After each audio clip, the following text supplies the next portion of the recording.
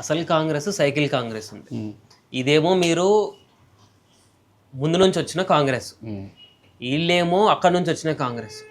ఈ మధ్యలో పూటకో పార్టీ మారే లీడర్లు కూడా ఉన్నారు. వాళ్ళు ఏ కేటగిరీకి వస్తారు ఇప్పుడు? వాళ్ళకి ఇంకో సబ్ కేటగిరీ వేసిరా కాంగ్రెస్లో? ఇప్పుడు మొన్నటి నుంచి కాంగ్రెస్ పార్టీలో వచ్చిండు వాడు మళ్ళీ వేరే పార్టీ వస్తే వెళ్ళిపోతాడు, అంతే కదా. చేర్చుకున్నోనికి సిగ్గు ఉండాలి, చేరినోనికి కాదు. బ్రోకర్కు అలవాటు, బ్రోకర్ పనులు చేసుడు. ఓకే, బ్రోకర్కి అలవాటు బ్రోకర్ పనులు చేసుడు. ఇక్కడ మంచోడు ఎందుకు చేర్చుకోవాలి? నువ్వు బ్రోకర్ అవుతావు కదా. వాడు ఇలా పార్టీకి వచ్చింది, ఏం పని అయ్యా కళ్యాణ్ శ్రీ గారికి? ఎందుకు నీ ప్లేస్లో దొమ్మడి సామాన్ అంటాడు కావాలి కదా. దొమ్మడి సామాన్ ఎంపీ పొట్ట మీద కొట్టినావు కదా. బెలే నాయక్ పొట్ట మీద కొట్టి రాజ్యసభ తెచ్చుకుంది ఏం నరేందర్ రెడ్డి కదా. వీళ్ళందరూ ఏం పని ఇలా, ఏం పని వీళ్ళందరికీ? గూడెం మైపాల్ రెడ్డి ఎవడు మా పార్టీకి? మొన్నటిదాకా మా కాంగ్రెస్ వాళ్ళని పటంచేరులో 30 తిప్పలు పెట్టలే, కడియన్ శ్రీ గారు 30 తిప్పలు పెట్టలే, గన్పూర్లో పెట్టలే, ప్రకాష్ గౌడ్ అన్న పెట్టిండు కదా. ఇవాళ ఉన్న 10 మంది ఎమ్మెల్యేలు పెట్టి వచ్చిన వాళ్ళే కదా.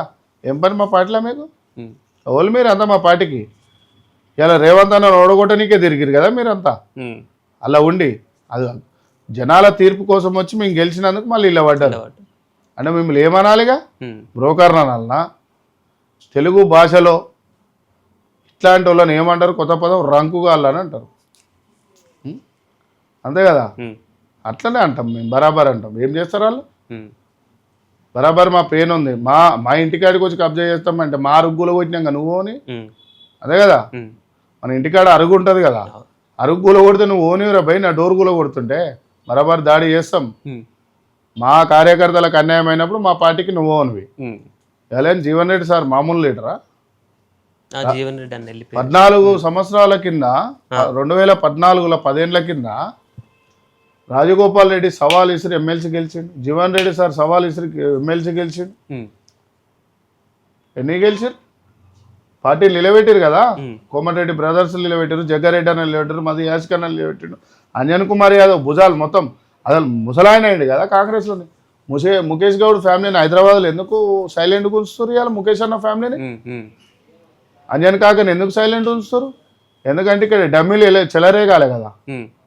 నిన్న మొదటి దాకా బాత్రూమ్లు అడిగిన వాళ్ళు ఇలా వాళ్ళని దొక్కేస్తే వీళ్ళు హీరోలు అవుతారు.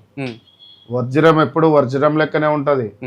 పాలరాయి అనుకుంటుంది అంటే అప్పుడప్పుడు ఆ సముద్రం అంచుకుండేటివి. నేను వజ్రం కంటే మంచి అందంగా ఉన్నా అని నువ్వు ఎప్పుడైనా కాళ్ళ కింద దొక్కబడతావు. వజ్రాన్నే మోసుకుంటూ పోతారు దేవుని లెక్క. అట్లాంటి వ్యక్తులను పక్కకు పెడుతున్నావు. ఆ రోజు వచ్చిన రోజు తిప్పి కొడతాడు. ఒక్క కాంగ్రెస్ కార్యకర్త అక్కడ మైక్ పెట్టు, గుండెల నిండా ప్రేమ ఉందా? బీఆర్ఎస్ వాళ్ళకి కౌంటర్ ఎందుకు ఇస్తలేరు ఇవాళ కాంగ్రెస్ కార్యకర్తలు? మాకేం న్యాయం జరిగింది అనుకుంటారు. బీజేపీ వాళ్ళకి కౌంటర్ ఎందుకు ఇస్తలేరు?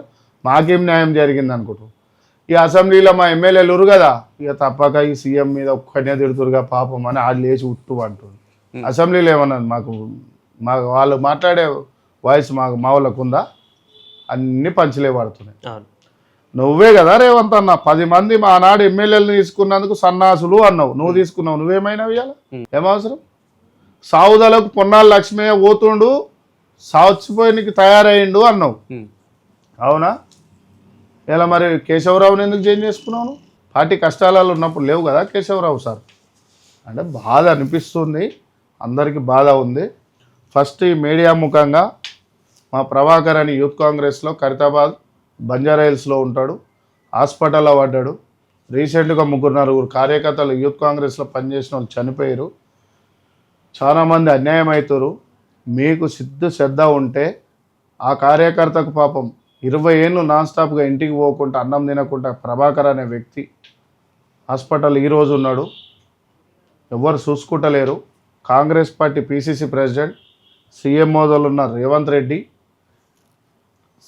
డిప్యూటీ సీఎం భట్టి సారు పోయి మీరు ముగ్గురు పోయి పరామర్శించాలి.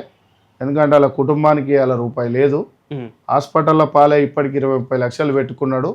పాపం మా హరీష్ అని మా అంబర్పేటలో ఉంటాడు, యూత్ కాంగ్రెస్ గతంలో స్టేట్ ఇన్ఛార్జు. ఆ హరీష్ అనే తమ్ముడు పోయి ఆ ప్రభాకర్కి ఆడేయడ 4 రూపాయలు చేసి పంపిస్తుండు. సో తనని వాదుకోవాల్సిన అవసరం ఉన్నది.